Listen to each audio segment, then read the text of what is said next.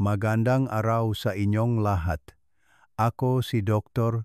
Renato Bagani at ngayon ay tatalakayin natin ang isang napakahalagang paksa. Ang simpleng paraan ng pagkain ng mani upang makatulong sa pagpapababa ng creatinine, pag-alis ng malimit na pagising sa gabi para umihi, at pagpapabuti ng kalidad ng tulog para sa mga may mahinang bato. Maraming Pilipino, lalo na ang nasa edad na at matatanda, ang nakakaranas ng mataas na creatinine sa dugo, madalas na pag-ihi sa gabi nocturia, at hirap sa pagtulog insomnia. Ang sintomas na ito ay nagreresulta sa labis na pagkapagod at paghinang katawan.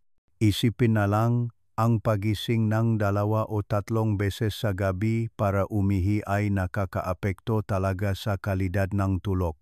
Pagdating ng umaga, pakiramdam mo ay lutang at wala kang sapat na enerhiya. Ngunit may magandang balita. Ang makondisyong ito tulad ng mahinang bato, nocturia at insomnia ay maaring mapabuti at ang solusyon ay matatagpuan mismo sa ating kusina. Ang sikreto ay ang tamang paraan ng pagkain ng mani. Sa unang tingin, tila simpleng pagkain lamang ito, ngunit ang mani ay nagtataglay ng maraming benepisyo para sa ating mga bato. Sa video na ito, ibabahagi ko ang 5 paraan ng pagkain ng mani kasama ng iba pang karaniwang sangkap na makakatulong sa pagpapababa ng creatinine, paglilimita ng pag-ihi sa gabi, at pagpapabuting kalidad ng tulog. Huwag ninyong palampasin ito. Bakit humihina ang bato? Nagiging sanhing nocturia at mataas na creatinine. Bago natin alamin ang mga benepisyong mani, kailangan muna nating maunawaan kung bakit humihina ang bato na nagiging sanhi ng pagtaas ng creatinine at nocturia. Ang bato ay parang filter ng ating katawan. Kapag malusok, mahusay itong nagsasalang dugo at ang creatinine, isang produkto ng basura mula sa mga kalamnan, ay nananatiling stable. Ngunit habang tumatanda tayo, humihina ang maselulang bato, nababawasan ang kakayahan nitong magsala. Dahil dito, naipon ang creatinine sa dugo at makikita sa mga laboratory test na mataas ito, isang senyales na hindi na mahusay gumagana ang mabato. Kapag mahina ang bato, hindi nito kayang mag-imbak ng sapat na tubig na nagdudulot ng problema sa regulasyon ng fluid, kaya mas marami ang ihi sa gabi. Ito ang dahilan kung bakit kailangan nating bumangon ng 2 o 3 beses upang umihi na nakakagambala sa ating tulog. Ang paulit-ulit na pagising ay nagdudulot ng pagkapagod at kakulangan ng enerhiya. Ang mga bato na kailangan ng pahinga ay lalo pang humihina at patuloy na tumataas ang creatinine, isang masamang ikot ng sakit. Kaya mayroon bang solusyon? Ang mga doktor ay madalas na nagpapayo na limitahan ang proteinang galing sa hayop at palitan itong proteinang galing sa halaman tulad ng gulay at mga pagkaing mayaman sa fiber upang mapababa ang creatinine. Dito pumapaso ang papel ng mani. Ang mani ay isang mura, madaling mahanap at lubhang kapaki-pakinabang na pagkain para sa mga bato. Ang napakagandang benepisyo ng mani para sa mga may mahinang bato. Bago tayo magpatuloy sa 5 partikular na paraan nga pagkain ng mani, alamin muna natin kung anong sustansya ang mayroon ang mani at kung bakit ito mabuti para sa bato. Ang pag-unawa rito ay magbibigay sa inyo ng kapayapaan ng isip kapag susubukan ninyo ito. Pinagmulan ng malusog na protina ng halaman. Ang mani ay nagbibigay ng maraming protina ng halaman. Kung ikukumpara sa pulang karne, ang protina mula sa mani ay mas kaunti ang nagiging sanhi ng mapaminsalang basura para sa bato. Ang labis na pagkain ng pulang karne ay maaring magpataas ng creatinine, habang ang pagpapalit ng bahagi nito ng protina ng halaman mula sa mani ay nakakatulong na mabawasan ang pagod ng mga bato. Mayaman sa fiber. Ang mani ay mayaman sa fiber, isang sangkap na napatunayang nakakatulong sa pagpapababa ng creatinine sa mga pasyente na may talamak na sakit sa bato. Mayaman sa bitamina at antioxidant, ang mani ay may bitamina A, bitamina B, complex at resveratrol na matatagpuan sa balat nito. Ang mga ito ay malakas na antioxidant na nagpoprotekta sa mga selulang bato mula sa free radicals at nagpapababa ang pamamaga. Ipinakita rin ng pag-aral na ang mamani tulad ng linga at walnuts ay mayaman sa healthy fats, plant sterols at selenium na mabuti para sa puso at bato. Mga mineral na sumusuporta sa selula. Ang mani ay may katamtamang damingang potassium, magnesium at arginine. Ang potassium ay nakakatulong sa balancing fluid na nagpapababa ng pag-ipon ng tubig. Ang magnesium ay sumusuporta sa pagpapahinga ng nervous system na nagpapadali sa pagtulog. Ang arginine naman ay nakakatulong sa maayos na daloyng dugo, nagpapapanatag ng presyon ng dugo at nagpapabuti ng pagana ng bato. Suporta sa pagtulog. Ang tamang pagkain ng mani ay nakakatulong din sa mas mahusay na pagtulog dahil sa epekto nito sa pagpapababa ng nocturia. Kapag pinagsama sa pulot-pukyutan at itim na linga, ito ay nagiging golden formula na tumutulong sa katawan na makagawa na serotonin at melatonin na mga natural na pampakalma dahil sa damingang benepisyo nito. Karapat-dapat tawaging gintong pagkain ang mani para sa mga may mahinang bato. Ngayon, ibabahagi ko na ang 5 madaling gawin at masarap na paraan upang lutuin ang mani na maaari ninyong subukan sa bahay. 5 paraan ngang pagkain ngang mani upang makatulong sa pagpapabuting bato, pagpapababang creatinine, at pagpapabuting ang tulog. Narito ang 5 pagkain o folk remedies gamit ang mani na maaari ninyong gawin sa inyong kusina. Ang maparaang ito ay matagumpay nang nasubukan ngang maraming Pilipino. Ang masangkap ay mura at madaling mahanap at ang paghahanda ay simple. Ang pinakamahalaga ay ang bawat ulam ay may natatanging mekanismo na sumusuporta sa paganang bato, nagpapababa ng nocturia at nagpapabuti ang kalidad ng tulog.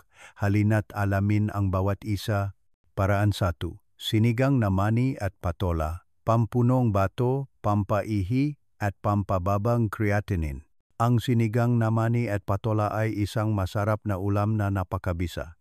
Ito ay lalo na angkop sa mainit na panahon dito sa Pilipinas, hindi lang pampalamig kundi sumusuporta pa sa bato. Gamit.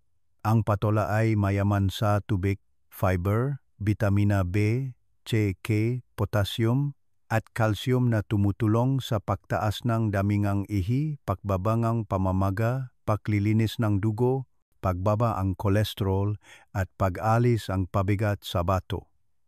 Ang mani naman ay nagdaragdag ng protina ng halaman at micronutrients na nagpapababa ang creatinine.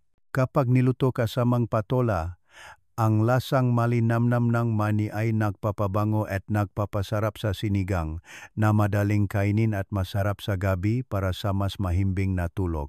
Masangkap, 100 gram hilaw na mani, 1 pirasong patola, 1 sibuyas na maliit, at kaunting pampalasa. Piliin ang sariwang patola para sa natural na tamis ng sinigang. Paano gawin? Ibabat ang mani sa loop nga 4,6 oras para lumambot, pagkatapos ay hugasan ng maigi. Pakuluan ang mani na may humigit kumulang 500 ml tubig sa loop ng 10,15 minuto. Idagdag ang hiniwang patola at tinatat na sibuyas. Lutuin sa loop ng 5,7 minuto hanggang lumambot ang patola. Magdagdag ng napaka-kaunting asin o pampalasa lamang upang hindi madagdagan ang pasanin ng bato. Paano gamitin? Kainin ang sabaw at laman nito 2,3 beses bawat linggo, lalo na sa hapunan. Pagkalipas ng ilang linggo, mapapansin ninyong nabawasan ang pag-ihi sa gabi, mas mahimbing ang tulog, at mas magaan ang pakiramdam pagkagising. Paraan 2. Nilagang mani sa pulot-pukyutan, matamis, pampunong bato, at pampatulog. Kung mahilig kayo sa merienda na masarap at mabuti sa kalusugan, ang nilagang mani sa pulot pukyutan ay isang mahusay na pagpipilian. Napakasimple gawin, ngunit malaki ang benepisyo, pampunong bato, pampababang nokturya, at pampabuting tulog. Gamit ang nilagang mani na malinamnam at mayaman sa protina at healthy fats ay nakakatulong sa pagfilter ng toxin sa bato, pagbabangang creatinine at pagbibigay ng enerhiya sa katawan. Ang purong pulot pukyutan ay naglalaman ng tryptophan, isang amino acid na nagpapalakas sa utak na gumawa ng serotonin at melatonin na sumusuporta sa pagpapahinga at pagtulog. Mayaman din ito sa antioxidant at anti-inflammatory properties na napakabuti para sa bato at immune system. Kapag pinagsama-sama ni, hindi lang natin napupunan ang bato kundi nakakatulog pa tayo ng mahimbing. Mga sangkap: 100 gram hilaw na mani, 1,2 kutsara ng purong pulot pukyutan. Maaring magdagdag ng chia seeds o sunflower seeds para sa karagdagang nutrisyon. Paano gawin? Ilaga ang mani sa tuyong kawali sa mahinang apoy sa loop ng 5,7 minuto hanggang sa maging bahagyang sunog at mabango. Palamigin. Pagkatapos ay ibuhos ang pulot pukyutan at haluin ng pantay-pantay upang mabalutan ang mani. Ilagay sa selyadong lalayan ng salaman. Paano gamitin? Kumain ng 1,2 maliit na kutsara, humigit kumulang 10,15 pirasong mani, araw-araw sa umaga o 1 oras bago matulog. Pagkalipas ng 1 linggo, mapapansin ninyong mas madali kayong nakakatulog, mas kaunti ang pagising at mas magaan ang pakiramdam pagkagising. Tandaan na huwag kumain ng labis. Ang diabetic ay kailangan kontrolin ang dami ng pulot pukyutan. Paraan 3. Nilagang mani at itim na linga. Pampunong bato, pampadugo, at pampatulo ng malalim. Ngayon, ipapakilala ko ang isang folk remedy na napakabuti para sa bato, ang nilagang mani na may halong itim na linga. Sa tradisyonal na gamot ng Pilipinas, ang itim na linga ay may matamis na lasa, neutral na kalikasan, at pinaniniwalaang nagpapalakas sa atay at bato, nagpapabuti ng dugo, at nagpapaitim ng buhok. Kapag pinagsama-sama ni, ito ay nagiging isang mabisang remedyo para sa pagpapuno ng bato, pagpapayaman ng esensya, at pagpapabuti ng dugo para sa mga may mahinang bato at insomnia. Gamit ang nilagang mani ay nagbibigayng proteinang halaman at healthy fats na nagpoprotekta sa bato, nagpapababang creatinine, at nagpapabuting panunaw. Ang itim na linga naman ay mayaman sa calcium, magnesium, omega-3, sesamin, at antioxidant. Ang magnesium at calcium ay nagpapahinga sa nervous system at nagpapabuti ang tulog. Ang omega-3 ay nakakatulong sa pagbaba ng masamang kolesterol, pumipigil sa pagtigas ng ugat, at dahil dito, nagiging mayos ang daloy ng dugo, nakakakuhang sapat na dugo at oksigen ang bato.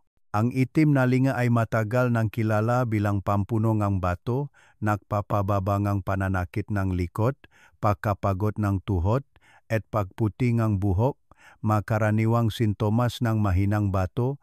Mga sangkap: 100 gram hilaw na mani, 50 gram itim na linga. Maaring magdagdag ng 1 kutsarang pulot pukyutan para magdikit at maging bahagyang matamis. Paano gawin? Ilaga ang mani sa mahinang apoy sa loob ng 5,7 minuto hanggang sa mabango. Hugasan ang itim na linga at ilaga sa loob ng 3,5 minuto hanggang sa marinig ang tunog ng pagluto. Haluin ang mani at linga habang mainit pa, magdagdag ng pulot pukyutan kung gusto, ilagay sa selyadong lalagyan. Paano gamitin? Kumain ng 1,2 maliit na kutsara araw-araw. Kung kakainin ng regular, makakatulong ito sa pagpapuno ng bato, mas mahimbing na tulog, at mas kaunting panaginip.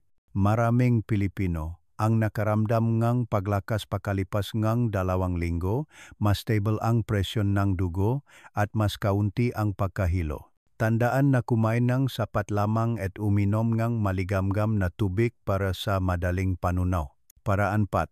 Sariwang salad ng mani, pampababang toksina, nagpapagaan sa bato, madaling tulog. Pang-4. Lumipat tayo sa isang sariwa at madaling gawin na salad ng gulay na may mani na napakabuti para sa bato. Ang ulam na ito ay angkop para sa tanghalian o magaan na hapunan, lalo na para sa mga may mahinang bato, mataas na presyon ng dugo o diabetes dahil ito ay mababa sa carbohydrates at mataas sa bitamina. Gamit. Ang sariwang gulay ay nagbibigay ng maraming fiber na nakakatulong sa paglilinis ng katawan at sumusuporta sa pag-alis ng urea at creatinine sa pamamagitan ng bituka sa halip na sa bato. Ipinakita ng mga pag-aral na ang pagkain ng maraming fiber ay maring magpababa nga creatinine sa mga pasyente na may talamak na sakit sa bato. Ang berdeng gulay tulad ng letsugas at dieska dahon ng sili ay may pampalamig na epekto na sumusuporta sa pagbaba ng init at pag-alis ng toxins. Ang pipino at kamatis na mayaman sa tubig ay nakakatulong sa mayos na pagganang bato. Ang nilagang mani ay nagsisilbing kapalit ng karne ngunit mas ligtas para sa bato, nagbibigay ng proteinang halaman at healthy fats, at tumutulong sa pagsipsip ng bitamina A, D, E, K, fat-soluble vitamins. Ang olive oil sa dressing ay nakdarakdak din ng omega-3 at omega-6 na mabuti para sa puso at anti-inflammatory. Mga sangkap. Isang ulong letsugas o dieska, isang pipino, 1,4 gram carrot, ginadgad, 5,6 cherry tomatoes, 2 kutsarang nilagang mani, balatan. Para sa dressing, 1 kutsarang olive oil, 1 kutsarang suka ng mansanas o calamansi, 1 kutsarang pulot pukyutan, at kaunting paminta. Paano gawin? Hugasan ng maigi ang gulay, hiwain sa tamang laki. Ilagay lahat sa isang malaking mangkok. Budburan ng nilagang mani, ibuhos ang dressing. Haluin ng dahan-dahan at ihayin pagkalipas ng 5 minuto. Paano gamitin? Kumain ng salat ng mani 2,3 beses bawat linggo para gumaan ang pakiramdam. Maging sariwa ang balat at mabawasan ng husto ang pag-ihi sa gabi dahil sa magaan na hapunan. Tandaan na hugasan ng maigi ang hilaw na gulay o bahagyang pakuluan kung mahina ang panunaw. Paraan 5. Lugaw na mani. Madaling tunawin, masustansya, nagpapagaan sa bato, nagpapababa ng nokturya, at panghuli, ngunit hindi bababa sa mahalaga, ay ang lugaw na mani. Ito ay isang malambot at madaling lunukin na pagkain, lalo na para sa mga matatanda, mga may mahinang bato, at mga pagod na may mahinang gana sa pagkain. Ang sabi nga ating mga ninuno, kung may sakit, lumugaw, totu, ang lugaw ay nakakabusog, nagbibigay ng enerhiya, at hindi nagiging pabigat sa panunaw o bato. Gamit. Ang lugaw na bigas ay mababa sa protina at asin, mayaman sa carbohydrates, madaling tunawin, at ang tubig ay nakakatulong na mabawasan ang pasanin nga bato. Ang pagdagda ngang mani sa lugaw ay nagbibigay ngang malinamnam na lasa, kasabay ngang pagbibigay ngang sapat na protina nga laman, bitamina A, bitamina B complex, at iba pang mineral. Kapag matagal na nilaga, ang sustansya mula sa mani ay natutunaw sa tubig ng lugaw na madaling maabsorb ng katawan. Ang pagkain ng lugaw na mani sa gabi ay nakakatulong sa magaan na pakiramdam sa tiyan, madaling pagtulog, at kasabay nito ay nakpapuno sa bato kaya mas mahimbing ang tulog. Mga sangkap, 50 gram bigas, 50 gram hilaw na mani, 1 litro ng tubig, kaunting asin, dahon ng sibuyas kung gusto. Paano gawin? Ibabat ang mani sa loop ng 4 na oras para lumambot. Ilaga ang mani sa loop ng 10,15 minuto, pagkatapos ay ilagay ang nahugasang bigas at pakuluan pang humigit kumulang 20 minuto hanggang sa lumapot ang lugaw. Asinan ng napakakaunti. Iwasan ang labis na paggamit ng patis o asin. Ilagay sa mangkok, budburan ng dahon ng sibuyas o cilantro kung gusto. Paano gamitin? Kainin ng mainit sa umaga o gabi. Mas mainam bago 7 gram gabi. Ang regular na pagkain sa loop ng 2,3 linggo ay makakatulong sa mas mahusay na panunaw. Nabawasan ang pag-ihi sa gabi at bahagyang pagbuti ng kreatinina. Tandaan, sa mga may malubhang sakit sa bato na may pamamaga, kumonsulta sa doktor tungkol sa dami ng tubig. Maari ring magdagdag lotus seeds, munggo o barley para sa karagdagang benepisyo sa pagpapagaling ng bato at pagpapaihi. Ngunit tandaan ang prinsipyo, kaunting asin, kaunting asukal. Ang epekto na makukuha pagkalipas ng 7, 14 at 30 araw ang regular na pagkain ng mani. Mga minamahal kong kababayan, marahil marami sa inyo ang nagtataka kung talagang epektibo ba ang pagkain ng mani o haka-haka lang. Upang sagutin ito, ibabahagi ko ang aking karanasan at batay na rin sa nutritional research. Pagkalipas ng 7 araw, kung susundin ninyo ang isa sa mga paraan ng pagkain ng mani, pagkalipas lamang ng 1 linggo, mapapansin ninyo ang unang pagbabago na pinakamalinaw sa inyong tulog. Maraming Pilipino ang nagsasabing nabawasan ang pag-ihi sa gabi, mas madali na silang nakakatulog, at mas gising ang pakiramdam pagkagising. Kahit na hindi pa gaanong bumaba ang creatinine, ang mas mahimbing na tulo at mas kaunting pag-ihi sa gabi ay positibong senyales na. Pagkalipas ng 14 araw, 2 linggo, sa ikalawang linggo maaring magsimulang bumaba ng bahagya ang creatinine. Ang mga sintomas ay mas magiging kapansin-pansin. Nabawasan ang pag-ihi sa gabi, maraming gabi na dire-diretso ang tulog hanggang umaga. Mas kaunti na ang pamamaga ng katawan at mas stable ang presyon ng dugo dahil sa dieta na mababa sa asin at ang magnesium na matatakpuan sa mani. Ang mga pasyente ay makakaramdam ng paglakas, mas kaunti ang pananakit ng likod, at mas maganda ang pakiramdam. Pagkalipas ng 30 araw, sa buwan, ito ang pinakamalinaw na markahan para sa mga resulta. Maraming kaso ang naktala na malinaw na pagbaba ng creatinine pagkatapos ng 1 buwan ng regular na pagkain ng mani, nawala na ang pag-ihi sa gabi at napakalalim ng tulog na parang bata. Ang ilan ay nabawasan pa ang pamamaga, nagiging stable ang timbang at mas masigla ang pakiramdam. Kinumpirma rin ng mga doktor na ang dieta na mayaman sa gulay at mani, kasamang gamot, ay nakakatulong sa malaking pagpapabuti ng bato. Siyempre, ang bilis ng pagiging epektibo ay depende sa bawat individual, ngunit ang positibong pagbabago ay tiyak kung magiging matiyaga. Tulad ng pagdidili ng halaman araw-araw para maging luntian at malusog, kailangan din ng ating katawan ng patuloy na nutrisyon araw-araw. Magtiyaga sa pagkain ng mani, mamuhay ng malusog, masaya, at makabuluhan. Mga minamahal kong kababayan, naniniwala ako na ngayon ay nakuha na ninyo ang 5 paraan ng pagkain ng mani na hindi lang masarap kundi nakakatulong pa sa pagpapabuti ng mahinang bato, pagpapababa ng creatinine, at mas mahimbing na pagtulog. Mula sa sinigang na mani at patola, nilagang mani sa pulot pukyutan, nilagang mani at linga na pampunong bato, sariwang salat ng mani na mayaman sa fiber, hanggang sa magaan na lugaw na mani ang bawat folk remedy, ay nakbibigay ng kahangahangang benepisyo sa bato. Ang mahalaga ay ang kalusugan ng bato ay nasa ating pangangalaga araw-araw. Kailangan lamang magdagdag 1 dakot ng mani, bawasan ang pulang karne, limitahan ang asin, at maging matiyaga sa loob ng ilang linggo o buwan, at makikita ninyo ang malinaw na pagbuti ng inyong bato. Naintindihan ko ang hirap na mga may mahinang bato, madalas na pag-ihi sa gabi, insomnia, at pagkapagod. Kaya naman, umasa ako na ang pagbabahaging ito ay makakatulong sa inyo na mamuhay ng malusog, masaya at makabuluhan. Kung narating ninyo ang bahaging ito, naniniwala ako na seryoso kayo sa inyong kalusugan.